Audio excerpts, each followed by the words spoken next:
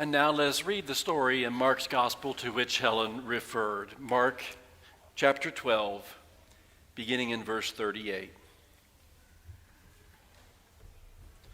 As he taught, he said, "Beware of the scribes who like to walk around in long robes and to be greeted with respect in the marketplaces, and to have the best seats in the synagogues and places of honor at banquets.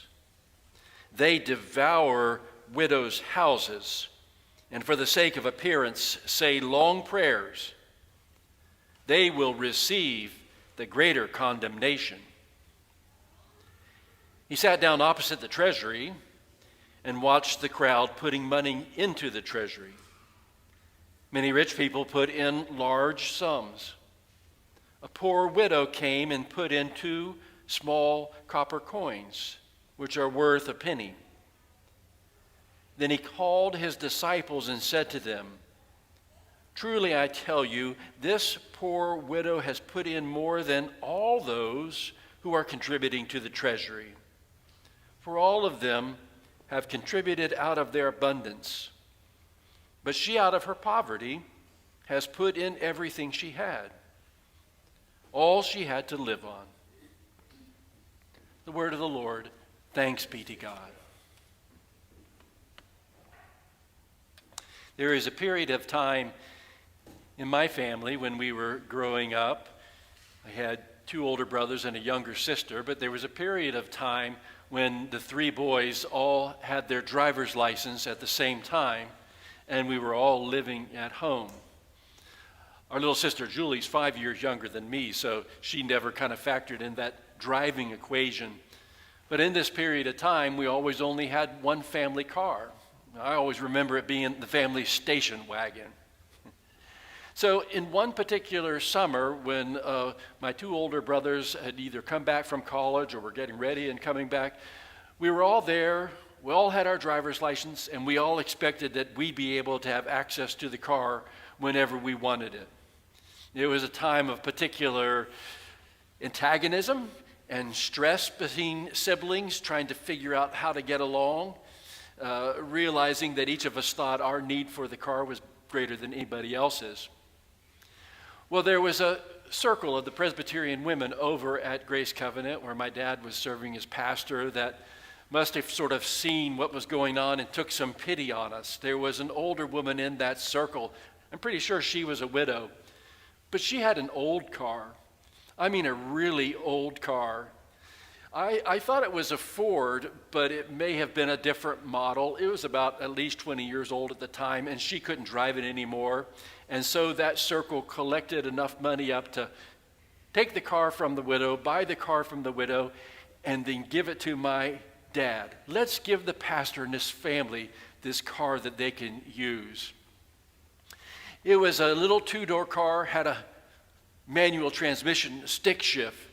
It was a kind of a mint green color, as I remember it, a kind of that indescribable green. You're not really sure what green it is. But it was a car, and it was sporty, and it doubled the number of wheels that we had for transportation. So it became really a great benefit to us as a family. It quelled many of the fights that were breaking out across the summer. And in fact, we sort of preferred driving that. It was sportier than the family station wagon. My mother didn't drive at all, so one of the responsibilities of the driver was to be her chauffeur. This little sort of sporty car, remember I said it was old, the floorboard on the inside and the passenger side was rusted through so you could see the ground, kind of like a Flintstones mobile, as it passed by. Didn't bother us, but when we were asked to drive my mom and say, "Okay, let's take that," and Dad said, "No, she won't ride in that. You have to drive her in the station wagon." The point being is we soon christened that car the Widow's Mite. We never called it the Ford, or we never called it the Falcon, or whatever it was. It was always just the Widow's Mite. "Hey, Dad, can I drive the Widow's Mite?" "Sure." "Hey, I'm going to have the Widow's Mite on Friday." "Right, yeah, sure." "Can we take Mom to the store in the Widow's Mite?" "No, you have to take her in the station wagon." It was like that all summer long, the Widow's Mite coming to our aid and helping us as a family. And I remember that kind of becoming a refrain in our family. this understanding, this idea of the widow's mite, a gift that had been given to us out of someone's meager circumstances, but which had a great impact on us. It kind of became the way we talked about all kinds of things being possible in our family and in our life. Well, you know, the widow's mite, we can probably do this. How about the widow's mite? We can do this. The widow's mite, a little two-door manual transmission car with a rotted out floorboard, transformed our family's coexistence across that time and became an emblem of grace and generosity for us, which sustained us over a period of time. Has there ever been a widow's mite that transformed you in some way or another across your life? As I mentioned last week, I've been enjoying reading through some of the records of Park Lake, and recently what I've enjoyed reading are the annual reports of what was called at the time the Women's Auxiliary. In other words, the first version of Presbyterian women. They organized, I think, no later than a week after the church formally organized in 1925. So we have annual reports from the Women's Auxiliary bound together in one volume for the years 1925 all the way to 1940. These annual reports are really remarkable. They were all put together, at least initially, by a woman named Agnes Whitcomb. She was the original organizer of the Women's Auxiliary here at Park Lake. She had come from First Pres, been a faithful member there. She also helped to organize at the same time the Philathea Sunday School class, which was also then called at some point the Agnes Whitcomb Bible School class, which after Helen and I got here, some people referred to it. It met downstairs in a little room in the corner, primarily of widows. Some people refer to that class as the last stop before heaven.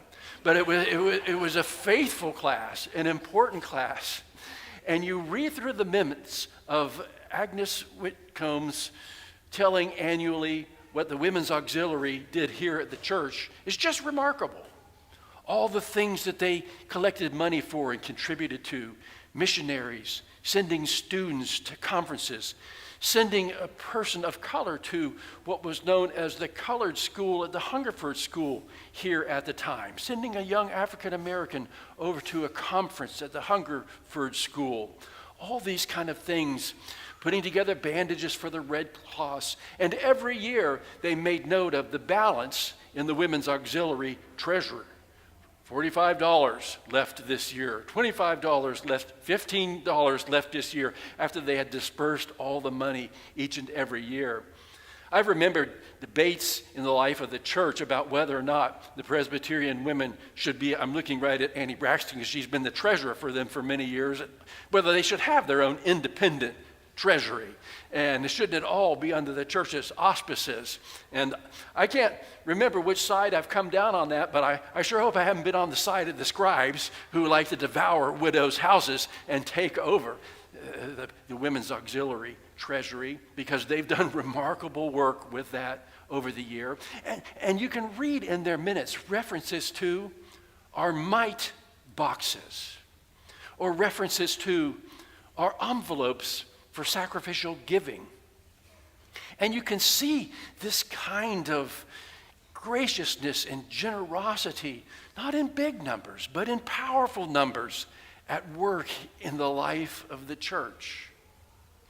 The widow's gift, the widow's mite, shaping the way the church is, the way lives are lived in response to their sense of God's generosity.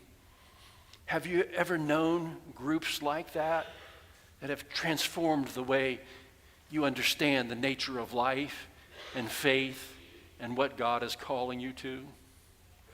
Well, sort of researching and looking further into this understanding of the story and the history of the widow's mite and what, I came across an article about the Fellowship of the Least Coin. I'm not sure if some of you know anything about that, but there was a woman named Shanti Solomon who was born in India in 1910. I think it was Pashtar, India. Her parents both died at a very young age, and so she was given to the care of a missionary orphanage. And she grew up there in that orphanage under hard and difficult circumstances. But she eventually earned her bachelor's degree in education, and then a master's degree as well. And she became a teacher, a fairly prominent teacher in the missionary schools and in the life of the church in that part of India. In 1956, Margaret Shannon, who was a leader of Presbyterian women of the Presbyterian Church USA at that time, put together a delegation of women from Asian churches that she wanted to take on a tour throughout the Pacific to visit churches that had suffered so much during World War II. And Shanty Solomon was one of the women from the Asian churches that was put forward to be a member of this delegation. And so she went and traveled around to different churches throughout the Pacific, trying to bring a message of forgiveness and reconciliation. But she said, as we went to these different places, these different countries that had suffered so much during World War II, they were often greeted openly, but also met with a great sense of hostility and unwillingness to forgive. And she said she realized during those visits that there would be much work that the women of the church had to do to bring forward reconciliation and forgiveness throughout the world. And she said, by the nature of her culture, she thought that there needed to be something concrete attached to this idea that they could work for peace and work for forgiveness and reconciliation together. So she came up with the idea of encouraging women throughout that part of the world and in those countries, whenever they said a prayer for peace or reconciliation and forgiveness, they would put the smallest coin of whatever the currency of their country, their nation was, they would put it aside as an offering. So that every time they prayed for forgiveness or for reconciliation and peace, they were also putting aside a penny or whatever it was to kind of fuse that desire together with that action in an act of generosity and giving. And it caught on. It caught on in that part of the world, and it became the fellowship of the lost coin. And as you can imagine, those sums collected by those women throughout that part of the world began to be distributed to good works throughout that part of the world, and eventually even being distributed to good works throughout the Presbyterian Church here in America. So that to this day, even now, the Presbyterian women of the PCUSA participate in this fellowship of the least coin. So now it's become not simply giving the smallest coin that you have to note the prayers for forgiveness and reconciliation that you might have, but it's become a matter of belonging together in a fellowship that's transformed by that activity, by that widow's mite. Have you ever been a part of a fellowship like that? What might it do for the way that you live and the way that you see the world? You know you are. You know you are. For that widow is even here today with us. That fellowship is what we're a part of here in this church. That small gesture that can transform the way you see your life and the way you understand and know what is possible in the world through God's generosity and God's grace. This passage from Mark's gospel that I read, it comes after this long section where Jesus has been in the temple. We've been reading out of it for a number of weeks. Remember that when Jesus rode into Jerusalem on Palm Sunday, what did he do? He immediately went into the temple on Palm Sunday evening, but then left, and then on Monday he went back in.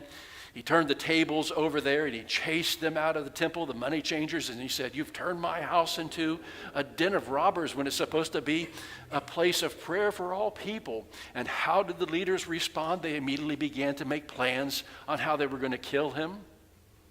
And then the next day, Tuesday, he came back to the temple, and it begins this long series of dialogues and exchanges that go on. The religious leaders send different groups with trick questions to try and catch Jesus so that they can diminish him in the eyes of the people.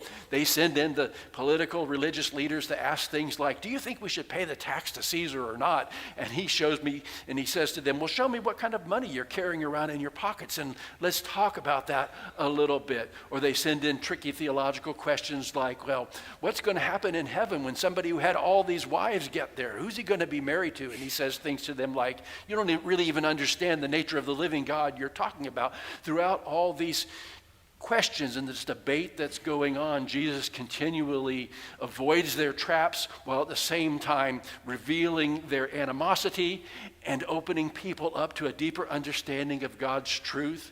It finally comes to the place quickly after the story of the question of the greatest commandment, which we read last week. It comes to the place where Mark says the people just didn't dare to ask him any questions any longer. And the whole crowd, the common crowd that's referred to, Mark says, we're listening to him gladly. But then Jesus goes on the offensive immediately after that, and he starts to question different groups of leaders there in the temple. Things like, what do you say about David and how David can be Christ's son? He asks them questions and begins to make them have to answer and fess up for who they are, until he finally gets to this verse which I read where he says, beware the scribes. They like to prance around in long robes and say fancy prayers to get everybody to look at them, just so they can devour widows' houses. And there's that line, theirs will be the greater condemnation. That would have been a perfect place, right, for Jesus just to walk out of the temple at that point. A kind of Jesus mic drop moment. What do you have to say about that? That's where we'd want to leave it, right? Judgment has been pronounced. Divine authority has been displayed and distributed. Those who need to be put in their place are put in their place. Jesus has said his piece and turned on his heels and walked out of the temple. And says to his disciples on the way out, it's all going to be destroyed anyways in a few days. But that's not what happens. Could have ended with that mic drop moment. It's not what Jesus does. He goes and sits down, and he starts to watch people put money into the offering plates.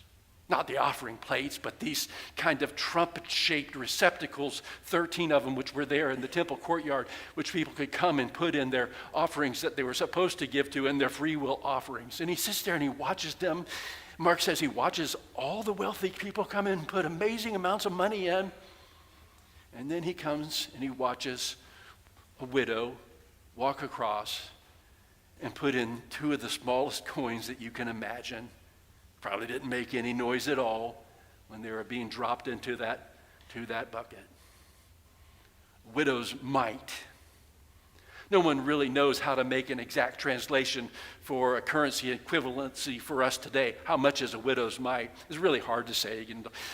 But one scholar estimates it's probably close to, if it's 2 coins, if we had 50-cent pieces, 2 50-cent pieces, so it's probably about $1. She put in $1. It's not nothing, right? $1? It's not very much at all. It's probably what we might, well, it's actually even more than what we ask to put into the 5 cents a meal bucket for each meal. It's probably what you might give to somebody who was asking for something on the street corner, $1. You're not going to feel bad about that. What can somebody buy for $1 nowadays, let alone a penny? But Jesus says she put it in, and it was more than everybody else had given. More than everybody else had given. Well, you and I, we know on the face of it, it's not more. It's not literally more than everybody else had given. What in the world does Jesus mean? Is he teaching us simply a lesson on proportionality? Look, it's a matter about proportion. She gave that proportion, you'll give that. It's not Jesus teaching us about proportionality. Is he teaching us about the ongoing corruption of the temple that would that would celebrate a woman giving all of her money, a widow giving all of her money to the church, that they would lift that up? Some scholars argue that this is a passage of critique, passage of justice. But Jesus still seems to be lifting her up, this widow, so that it makes you think of other widows Jesus has lifted up throughout the scriptures. Remember the first time he preached in the synagogue of his hometown, and he said, Elijah was sent to the widow at Zarephath, not a Jewish widow, but a foreigner, a stranger, and that made people so mad that they ran him out of the temple, ran him out of that synagogue. You remember, in just a few days after what we've read here, there's going to be a young woman that comes in and breaks an expensive jar of perfume and washes Jesus' feet, and they'll say, what a waste, what a waste. And Jesus will say, leave her alone. Every time the gospel is preached, this woman will be remembered for what she's done. Jesus seems to have this way of lifting up people that may seem small and insignificant and invaluable and not really being able to contribute anything, lifting him up and saying, there's something here that's a kind of living parable for you. A parable about who I am and who God is. A parable about the way God works in our lives and the way God works in the world.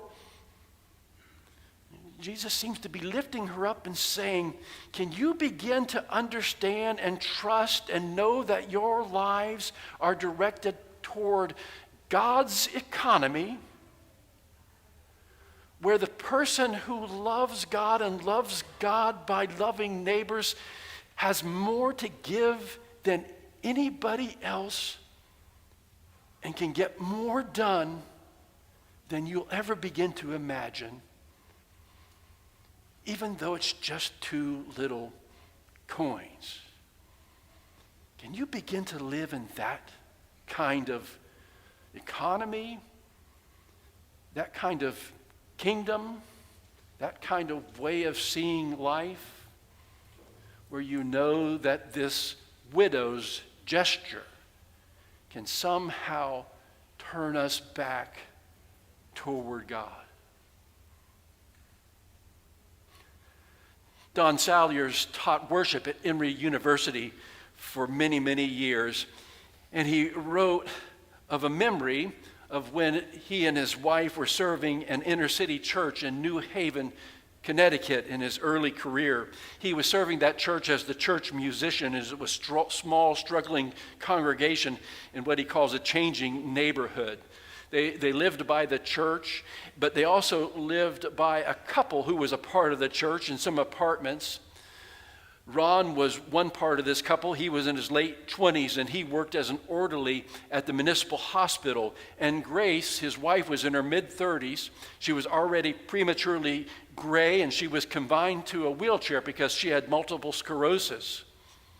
But Don remembers that they were often all together in their apartment with a collection of kids that just came from all over the projects in that neighborhood to Ron and Grace's apartment because they were so gracious and giving and welcoming. He remembers what specific delight these children who came over were to Ron and Grace, who gave them small gifts, but mostly just gave them a free place to come in and relax. Don says that one Christmas they got all together and they put Grace in her wheelchair and some of the kids that had been there in a van, and they went out to the fields outside the city to buy or cut a Christmas tree for the church. He says, I can still see the light in their eyes after they got that tree decorated and the lights went on, and the joy in the kids' faces and the joy in Grace's soul, the impact that had on her. But he remembers that her condition worsened. It was a struggle, and over time, it was finally too much for her.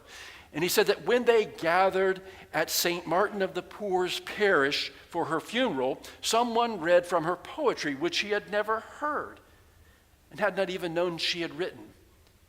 And he remembered that verse this way, these words of Grace: the river of life flows on, the sea tides run high. We are overwhelmed, overcome with the billows of grief. and caught and captured by the swirling eddy of the current, yet never without hope. For one child's smile releases us, and one small gift of love that gives all always is a light to our foundering and a direction toward home. One small gift that gives all. Of course, we're dedicating our stewardship pledges today, and we're grateful for your gifts each and every year, and it is an aspiring thing to see you walk forward and put your stewardship pledges here in the front of this church. And we hope that you will be able to give generously. But let us also remember, perhaps even more importantly, let us also remember that this is Sunday. This is the day that God has created. We can rejoice and be glad in it, and we can live with the faith and trust and truth that the smallest gesture, yours, mine, can turn the world back toward God's first gift. Amen.